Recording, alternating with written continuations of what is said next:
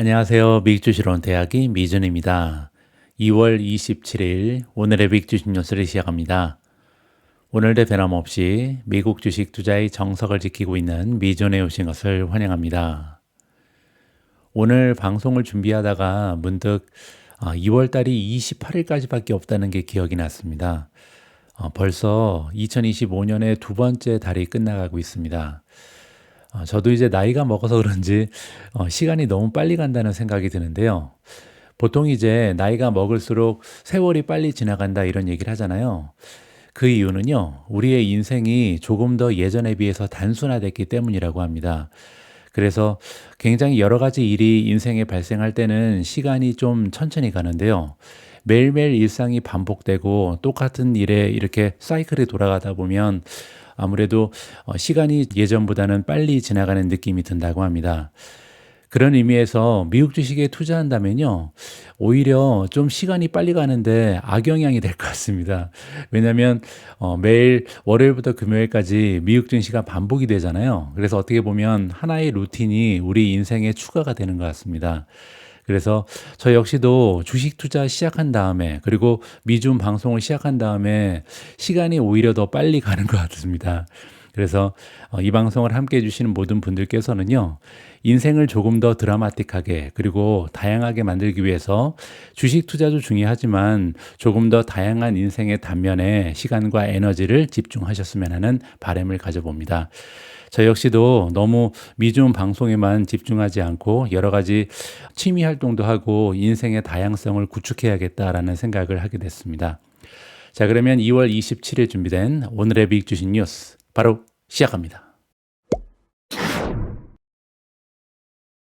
오늘도 어제 미국 증시 시황부터 정리하도록 하겠습니다.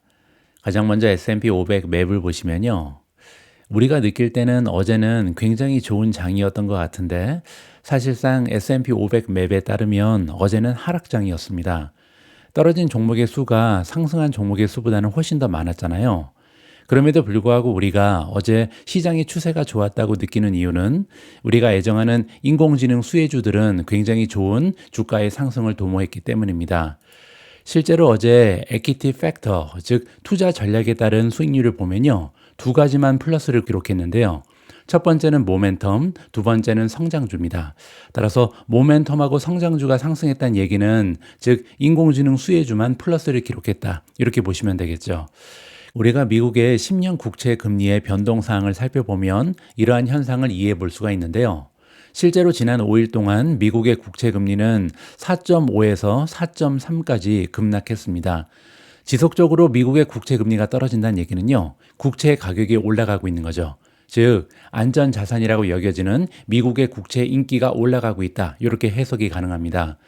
그 얘기는요, 지금 투자자들 사이에서 미국 경제에 대한 우려가 굉장히 강화되고 있다, 이렇게 볼 수가 있는 거고요.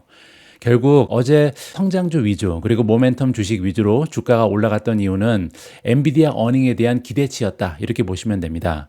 따라서 전반적으로 시장이 반전을 하기 위해서는 결국 가장 중요한 것은 금요일날 발표되는 PCE 결과 그리고 다음 주에 발표되는 고용보고서의 결과에 따라서 시장이 드디어 완전히 전환할 수 있는 계기가 마련된다, 이렇게 우리가 기대를 해볼 수가 있겠습니다. 따라서 어제 미국 증시의 시장 폭은 약간 좁아졌겠죠. 53에서 52.28로 떨어졌고요. 장기적으로 좋은 추세를 보이는 주식의 퍼센티지는 57.65에 머물러 있습니다. 시장의 변동성을 측정하는 공포지수를 보시면요, 18.18까지 떨어졌죠. 따라서 공포지수는 아직까지도 안정세를 보이고 있다, 이 부분은 긍정적이고요. Fear and Greed 인덱스를 보겠습니다. 어제 22에서 21까지 한 단계 하락했습니다. 따라서 제가 말씀드린 것처럼 어제는 엔비디아와 관련된 인공지능 수혜주만 긍정적인 추세를 보였고요. 나머지 전반적인 시장의 분위기는 좋지가 않았다, 이러한 식으로 정리가 가능합니다. 다음으로 마켓 스코어를 볼 텐데요. 초이스 스탁의 마켓 스코어도 약간 떨어지긴 했습니다. 하지만 그럼에도 불구하고 50을 넘어가는 좋은 추세를 지키고 있는데요. 여기 관련해서는 김인중 대표님의 메시지를 잠깐 전달드리도록 하겠습니다. 최근에 채널 톡으로 초이스 스탁의 마켓 스코어와 CNN의 공포 탐욕 지수의 차이점을 묻는 분이 계셨습니다. 아래와 같이 답변을 드렸는데 대표님도 참고하고 계시면 좋을 것 같아 공유합니다라고 이메일을 보내셨습니다. 마켓스코어, 초이스탁이 제공하는 마켓스코어는요, 시장 전체의 타이밍을 파악하는데 매우 유용한 지표다. 이 지표는요, 1개월에서 많게는 3개월 정도 주가 지수에 선행하는 특징을 보여준다고 합니다. AI 매매 신호에서 보유 종목의 비중을 기준으로 점수를 산정하기 때문에 일일 점수 변동이 크지 않고요. 안정적인 움직임을 보여준다. 좀처럼 쉽게 왔다 갔다 하지 않죠. 자, 이러한 특성 때문에 투자자들이 주식 비중을 조절하는데 실질적인 도움을 제공할 수 있다라고 설명하고 있습니다. CNN 공포지수와의 차이점도 지금 김인중 대표님께서 친절하게 설명해 주셨는데요. CNN 공포지수는 일별 점수 변동성이 매우 크다. 그래서 상승장에서도요, 주가가 2, 3일간 조정을 받으면 곧바로 공포 단계에 하락하고요, 하락장에서도 며칠간 상승하면 탐욕 단계로 급등하는 경향이 있다. 그 얘기는요, 투자자의 현재 심리 상태를 즉각적으로 보여주는 장점은 있습니다. 하지만 장기적인 주식 비중 조절을 활용하기에는 한계가 있다라고 설명이 가능할 것 같습니다. 여러분들 참고하시면서 초이스 스탁의 마켓 스코어 보시면 좋을 것 같습니다. 그리고 한 가지 더, 미준 탑픽이 탑 22로 바뀌었습니다.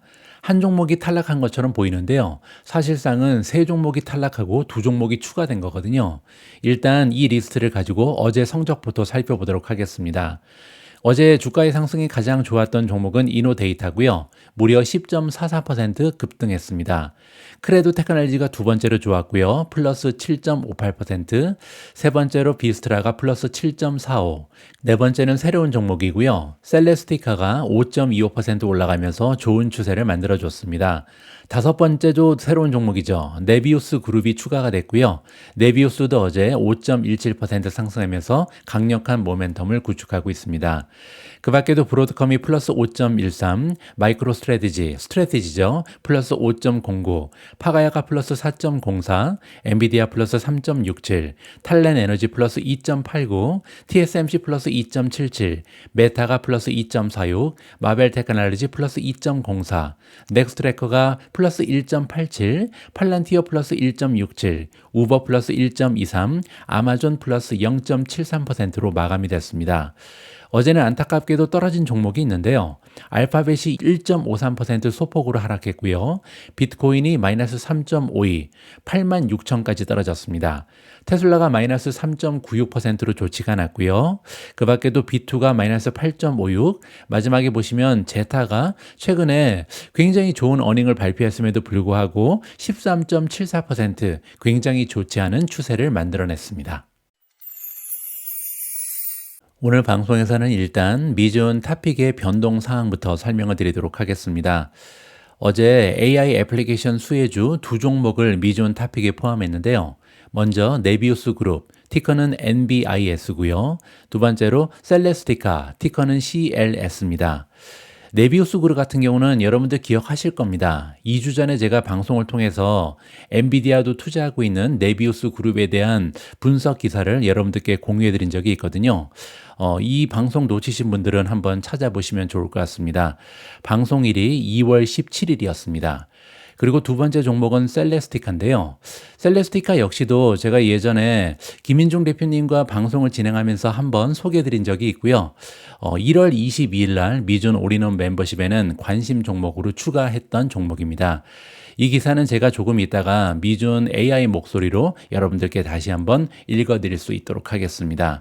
자, 이렇게 두 종목을 추가한 반면 기존 탑픽이었던 UiPath, 어도비 그리고 앱러빈 주식은요, 미준 탑픽에서 탈락했습니다. 그래서 결과적으로 미준 탑픽이 이제 총 22종목으로 축소됐다, 이렇게 보실 수가 있고요. 오늘 상승장에서 하락하고 있는 어제죠. 어제 상승장에서도 하락하고 있는 제타 주식은 역시 향후에 모멘텀이 회복되지 않으면 탈락할 가능성이 있다, 이렇게 보시면 될 것 같습니다. 자, 그러면 이렇게 두 종목을 추가하고 세 종목을 탈락시킨 많은 변화를 준 이유가 궁금하실 텐데요. 여기에 대해서 저의 설명을 여러분들께 공유드리도록 하겠습니다. 지난주부터 본격화되었던 인공지능 수혜주 위주의 조정은요, 미준 탑픽을 포함한 많은 AI 관련 종목들의 주가를 급락시켰습니다. 그리고 오늘 마침내 처음으로 반등을 시도하고 있다, 이렇게 어제 말씀드렸거든요. 그리고 일부 종목은요, 매우 큰 폭으로 상승하면서 하락했던 주가를 끌어올리고 있고요. 다른 한편 전반적인 테크주 랠리에도 참여하지 못하고 있는 주식들이 발견됐습니다. 그래서 전반적인 시장 반등의 성공 여부와 관계없이요. 어제처럼 굉장히 시장 분위기가 좋았음에도 불구하고 급등 추세를 보이지 못하고 있는 종목들은요. 현재 시점에서는 상대적으로 투자 매력이 떨어진다는 것이 저의 판단이었습니다.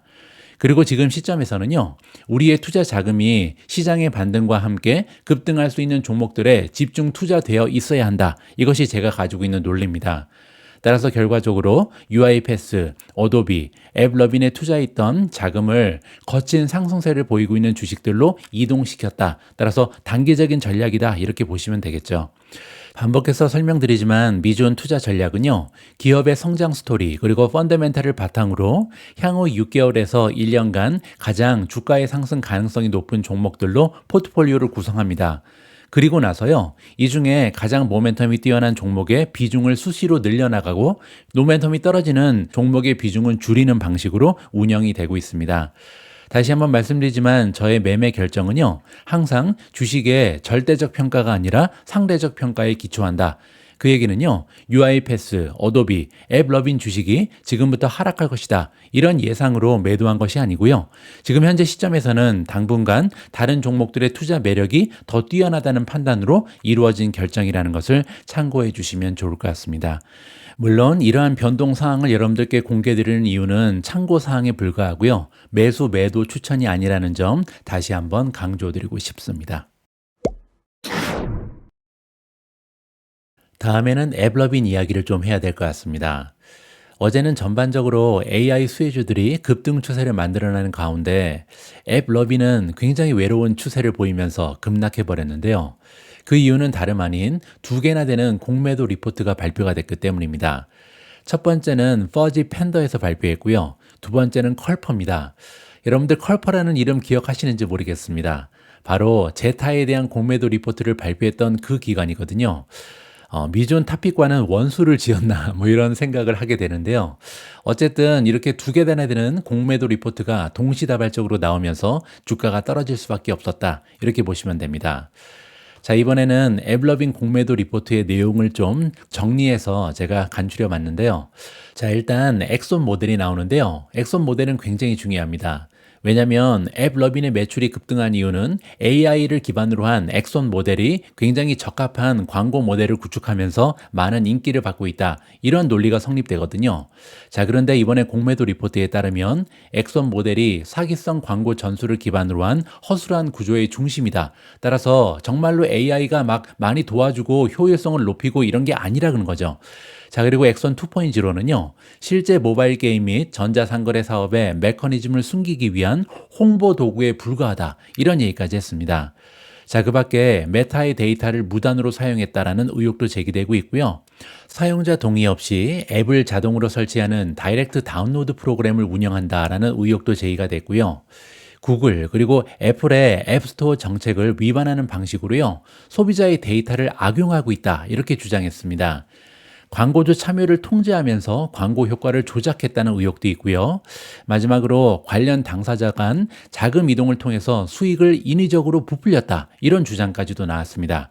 회계 부정이 있다는 거죠. 자, 그런데 모두 보면요, 의혹에 불과하죠. 따라서 이렇게 의혹으로 가득 찬 보고서였다. 이렇게 보시면 되고요. 어쨌든 많은 의혹으로 인해서 주가가 한때는 23%까지 폭락했습니다. 그러나 이 모든 주장들은 아직까지 입증되지 않은 상태고요. 앱러빈 측은 바로 공식적인 답변을 내놓지는 않았습니다. 다시 한번 말씀드리지만 제가 앱러빈 주식을 탑픽에서 제외한 이유는요, 현재 시점에서는 AI 수혜주가 급등할 수 있는 매우 좋은 기회가 찾아오고 있기 때문입니다. 그래서 일단은요, 급등 가능성이 높은 다른 AI 수혜주로 투자 자금을 옮긴 이후 차후 공매도 리포트의 내용이 허위로 밝혀지면서 다시 추세 전환이 이루어지면 그때 다시 재진입해도 늦지 않는다. 이러한 생각을 가지고 있습니다. 자, 그리고 때마침 공매도 리포트에 대한 앱러빈 경영진의 발표가 있었습니다. 어떠한 해명을 하는지 한번 들어보시죠. 앱러빈의 CEO는요, 수요일 발표된 공매도 보고서가 부정확하고 거짓 주장으로 가득 차 있다. 이렇게 얘기했습니다. 일부 악의적인 공매도자들이 우리 팀이 파트너를 위한 광고를 향상시키기 위해 구축한 정교한 AI 모델을 인정하는 대신 우리 회사의 성공을 훼손하고 자신들의 재정적 이익을 위해서 주가를 떨어뜨리려고 거짓되고 오해의 소지가 있는 주장을 하는 것은 매우 실망스러운 일이다. 이렇게 얘기했고요. CEO의 이름은 아담 포록인데요. 블로그 포스트에 이렇게 주장을 하고 있습니다. 자, 그리고 또한 앱러빈 CEO인 아담 포로기는요, 회사가 어린이의 데이터를 추적한다라는 의혹도 있었는데 전면 부인했고요. 재무 및 회계 부적절성에 대한 주장은 사실이 아니며 어떠한 근거도 없다. 이렇게 주장하고 있습니다. 자, 다행히 20% 이상 하락했던 앱러빈의 주가는 12% 하락으로 회복을 한 상태고요. 어제 잠시 $300 이하까지 폭락했던 앱러빈의 주가는 다행히 $331까지 회복했습니다. $310 부근은 최근에 상향 돌파가 일어나기 전에 박스권의 하방 추세선이기 때문에 이 지지선이 유지되는 것은 굉장히 중요한 의미가 있다. 제가 이렇게 설명을 붙여놨는데요. 잠깐 보여드리죠. 자, 밑으로 내려가서 보시면 여기 박스권이 있었잖아요. 이 박스권이 상향 돌파되면서 굉장히 좋은 추세를 만들어냈었죠. 자, 그리고 여기 아래쪽에 보시면 박스권의 하단이 309, 310 쪽에 있습니다. 따라서 이 부근이 뚫리지 않은 것이 굉장히 중요하다. 이런 설명을 드리고 있는 거고요.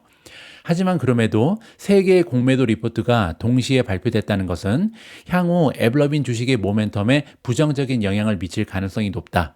최근 2년 가까이 팔란티어와 함께 누려왔던 최고 인기 주식의 위상이 흔들릴 수도 있다는 말이다 라고 설명을 드리고 있습니다. 제가 늘 말씀드리지만 주식 투자는요, 확률의 게임입니다. 100% 확실한 게 없는 미래를 보면서 베팅하기 때문에 조금이라도 확률이 높은 쪽으로 베팅을 진행해야 된다. 이런 말씀을 드리는 거죠. 실제로 지금 현재 앱러빈의 밸류에이션은 굉장히 많이 향상됐습니다. PER을 포워드로 보시면 57.5까지 떨어졌고요. PEG는 무려 1.19까지 하락했습니다. 따라서 성장률에 비해서 밸류에이션이 굉장히 매력적인 수준으로 떨어져 있다. 이렇게 볼 수가 있겠죠.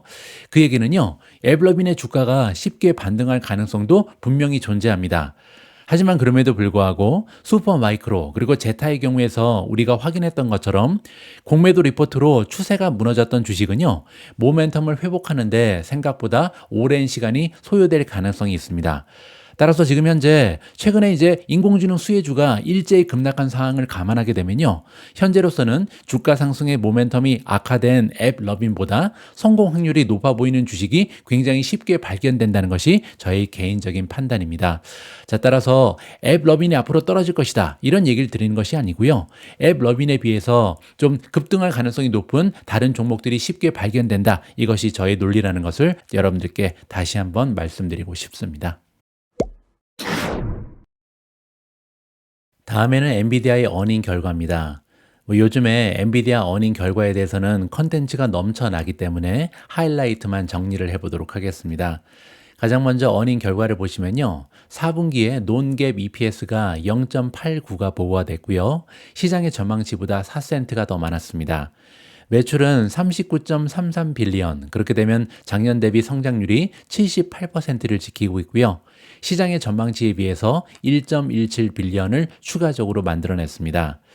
분기 매출이 393억 달러를 기록했는데 이 수치는요, 전분기에 비해서 12%나 증가를 했고요. 전년 동기 대비해서는 78% 상승했습니다. 분기 데이터 센터 매출이 굉장히 중요하겠죠. 그러니까 전반적인 매출도 중요하지만 그중에서 AI 쪽이 얼마나 기여를 했는가, 이 부분을 체크를 해야 되거든요. 데이터 센터 매출은 356억 달러입니다. 굉장하죠. 왜냐하면 전체 매출이 393인데 그중에서 356억 달러가 지금 데이터 센터에서 만들어졌다는 거고요. 그렇게 되면 3분기 대비해서 무려 16%나 급등했고요. 전년 동기 대비해서는 거의 배 가까이 올라갔습니다. 93% 증가 추세를 이어졌다, 이렇게 보시면 되겠죠. 연간 매출은 1,305억 달러를 기록하면서 무려 114%의 성장률을 기록하면서 회계 연도가 마감이 됐습니다. 자, 여기 보시면 젠순항의 이야기가 나오는데요. 추론 AI가 또 다른 확장 법칙을 추가함에 따라서 블랙엘에 대한 수요가 엄청나게 증가하고 있다. 훈련을 위한 컴퓨팅이 증가하면 모델이 더 똑똑해지고 긴 사고를 위한 컴퓨팅이 증가하면 답이 더 똑똑해진다. 엔비디아의 설립자이자 CEO인 젠슨항이 이야기했고요. 우리는 블랙엘 AI 슈퍼컴퓨터의 대규모 생산을 성공적으로 확대하면서 첫 분기에 수십억 달러의 매출을 달성했다. 이렇게 자랑을 했습니다. 따라서 블랙엘에 대한 우려가 많이 있었는데 그 우려는 기우에 불과하다. 이렇게 얘기한 거죠. 블랙엘로의 전환이 성공적이다라는 메시지를 발표한 거고요. 에이전트 AI와 물리적 AI가 다음 AI 물결의 무대를 마련하면서 AI가 빛의 속도로 발전하고 있으며 이는 가장 큰 규모의 산업에 혁명을 일으킬 것이다. 그리고 엔비디아는요, 2025년 4월 2일에 2025년 3월 12일에 등록된 모든 주주들에게 주당 0.01달러의 다음 분기 현금 배당을 지급할 거라는 소식도 발표가 됐습니다. 자, 어쨌든 중요한 것은요, CEO 젠슨왕이 얘기한 거죠. 지금 빛의 속도로 인공지능이 발전되고 있다. 그리고 추론 AI 때문에 컴퓨팅 파워가 굉장히 많이 필요하다. 어제 방송에서 제가 설명드린 부분이죠. 지금까지는 훈련 단계에서만 GPU가 많이 필요하다. 컴퓨팅 용량이 늘어날 것이다. 이렇게 우리가 이해를 하고 있었는데요. 그 얘기가 아니라는 거죠. 추론이라는 것은 애플리케이션이고 애플리케이션은 인공지능을 활용하는 방법이잖아요. 그리고 이렇게 인공지능을 활용하는 방법은 기하급수적으로 늘어날 가능성이 높습니다. 계속 확장이 될 테죠. 그런데 이렇게 추론이 확장되는데 계속해서 추론이 늘어날 때마다 AI 용량은 급등할 수밖에 없고 그렇게 되면 블랙엘 AI 슈퍼컴퓨터의 생산이 뒷받침되면서 엄청나게 GPU가 많이 판매될 것이다. 이렇게 지금 이야기를 정리해 볼 수가 있겠습니다. 자, 여기 보시면 4분기 요약이 나와 있는데요. 간단히 퍼센티지만 보시죠. 매출은 78% 전년 대비 증가했고요. 그로스 마진은 총 마진인데요. 73%. 그런데 전분기에는 74.6이었고요. 그리고 작년에는 76이었습니다. 따라서 작년 대비해서 마진이 떨어진 거잖아요. 이 부분은 이렇게 설명하면 될 것 같습니다. 총 이익 마진이 떨어진 이유는요. 바로 아키텍처가 전환하고 있기 때문이죠.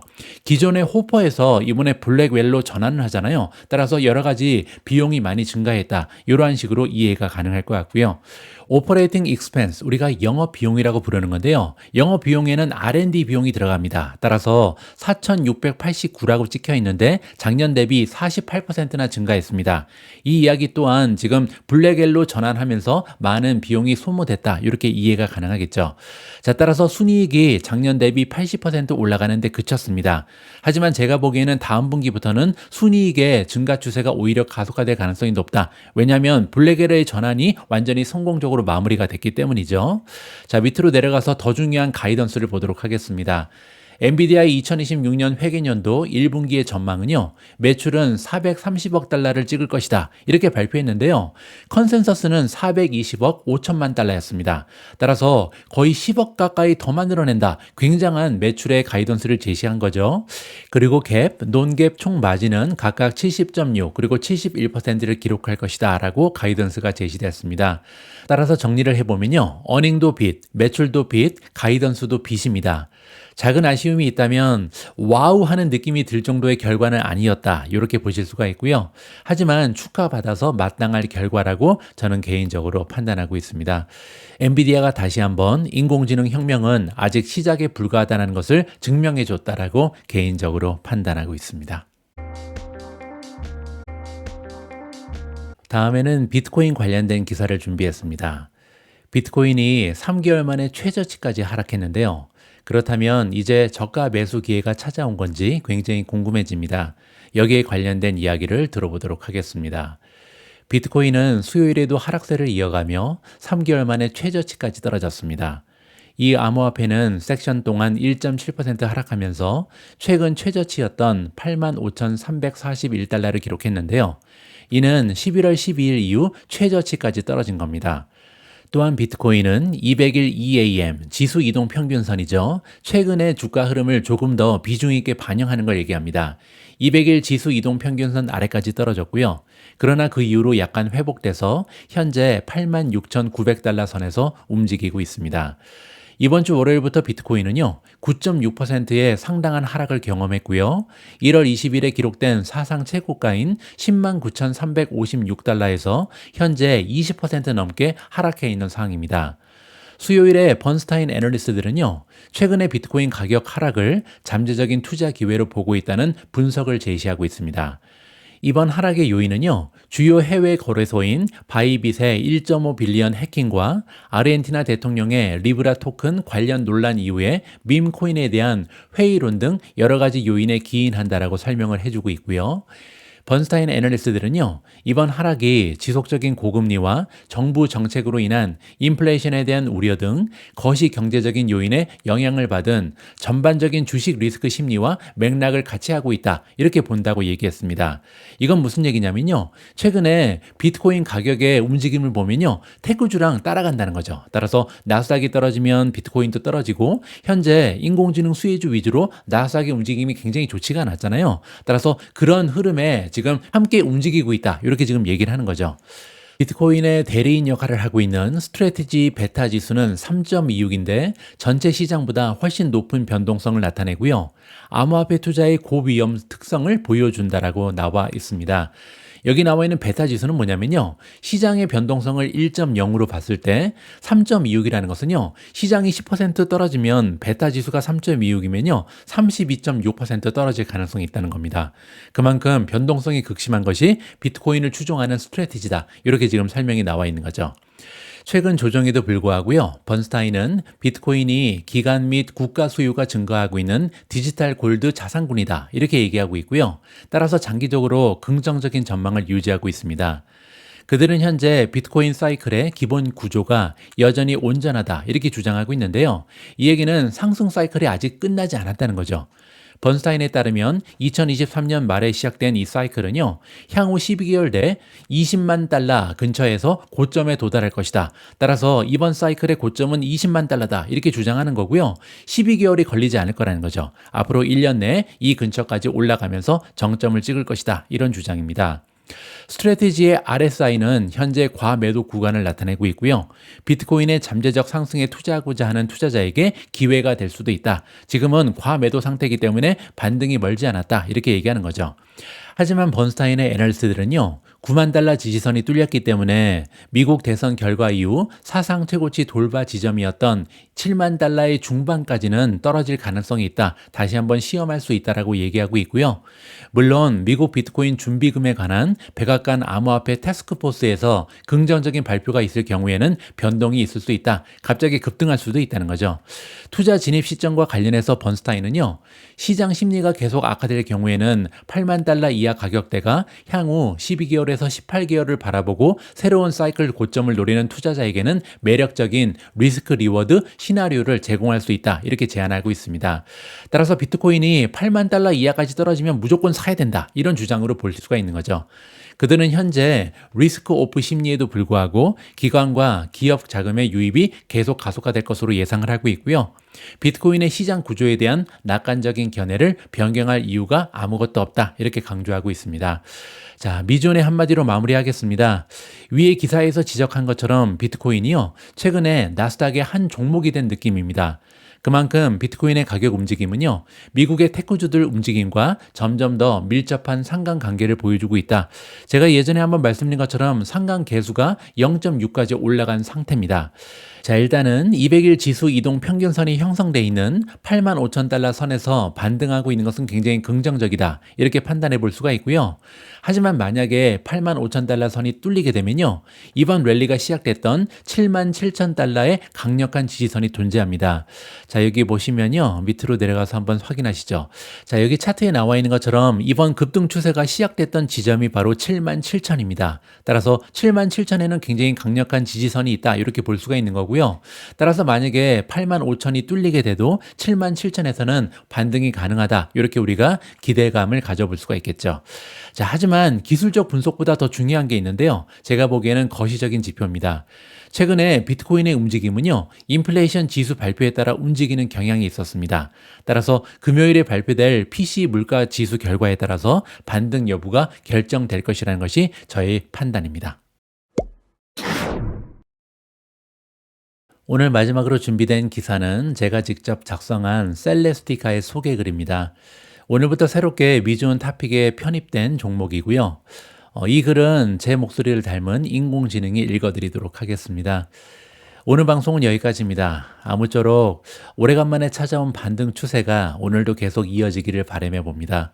저는 내일도 여러분들 투자 활동에 도움될 수 있는 다양한 정보 모아서 다시 인사드리겠습니다. 우리 모두가 미국 주식 투자로 은퇴하는 그날까지 다 함께 화이팅입니다. 행복한 하루 되세요. 감사합니다.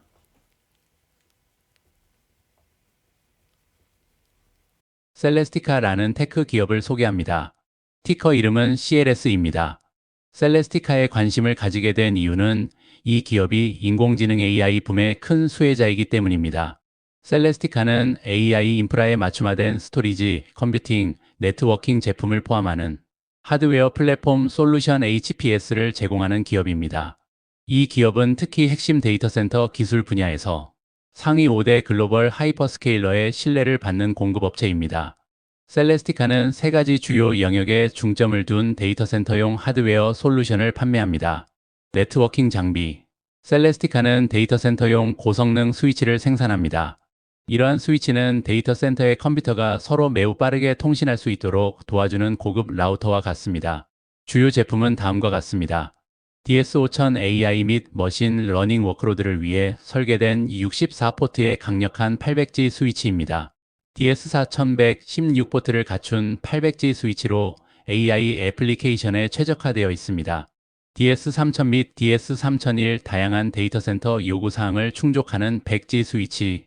이러한 스위치는 최신 데이터 센터, 특히 AI 워크로드를 실행하는 데이터 센터에서 처리되는 방대한 양의 데이터를 처리하는 데 매우 중요합니다. 스토리지 솔루션. 셀레스티카는 다음과 같은 데이터 센터용 스토리지 하드웨어를 제공합니다. 스토리지 컨트롤러 데이터 스토리지 시스템을 관리하는 장치, 올플래시 어레이 솔리드 스테이트 드라이브를 사용하는 고속 스토리지 시스템, 고집적 스토리지 플랫폼 좁은 공간에 많은 양의 데이터를 저장할 수 있는 시스템. 이러한 스토리지 솔루션 제품은 데이터 센터가 대량의 데이터를 효율적으로 저장하고 액세스할 수 있도록 지원합니다. 컴퓨팅 솔루션. 셀레스티카는 데이터 처리를 위한 서버 및 기타 하드웨어를 포함하는 컴퓨팅 솔루션도 제공합니다. 셀레스티카의 제품은 최신 데이터 센터, 특히 AI와 클라우드 컴퓨팅에 중점을 둔 데이터 센터의 구축과 업그레이드에 필수적입니다. 이 하드웨어는 데이터 센터가 더 많은 데이터를 처리하고 더 빠르게 처리하며 더 효율적으로 처리할 수 있도록 지원합니다. 이는 기업들이 AI 인프라와 클라우드 서비스에 막대한 투자를 하는 현 상황에서 특히 중요합니다. 셀레스티카는 다양한 산업 분야의 다양한 고객에게 서비스를 제공합니다. 주요 고객은 다음과 같습니다. 시스코 시스템즈, 델, EMC 코퍼레이션, 휴렛 패커드 HP, IBM, 인텔, 허니웰, 오러클. 누구나 들어봤을 위해 열거된 기업들은 설계, 제조 및 공급망 솔루션을 위해 셀레스티카에 의존하고 있습니다. 하지만 전자제품 제조 서비스 EMS 업계는 주요 기술, 기업으로부터 계약을 따내기 위해 경쟁이 치열한 것이 특징입니다. 셀레스티카의 구체적인 시장 점유율 데이터는 제공되지 않지만 회사는 전체 기업 부문에서 9.8%의 매출 성장을 보이며 해당 부문에서 약 21.85%의 시장 점유율을 기록했습니다. 이 회사의 전략은 클라우드 컴퓨팅, AI, 헬스케어 기술과 같은 성장 분야에서 역량을 확장하여 진화하는 EMS 환경에서 경쟁 우위를 유지하는 것입니다. 결론적으로 셀레스티카는 데이터 센터 기술에 대한 전문성과 주요 하이퍼스케일러와의 전략적 파트너십을 활용하여 AI 인프라 분야의 성장과 혁신을 주도함으로써 AI 붐의 주요 수혜자로 자리매김하고 있습니다. 또한 셀레스티카는 AI 관련 부문에서 고수익 프로그램과 독점적인 제품 설계에 집중함으로써 수익성을 더욱 개선할 것으로 예상됩니다. 한 번쯤 관심을 가지고 리서치 해볼 만한 종목입니다.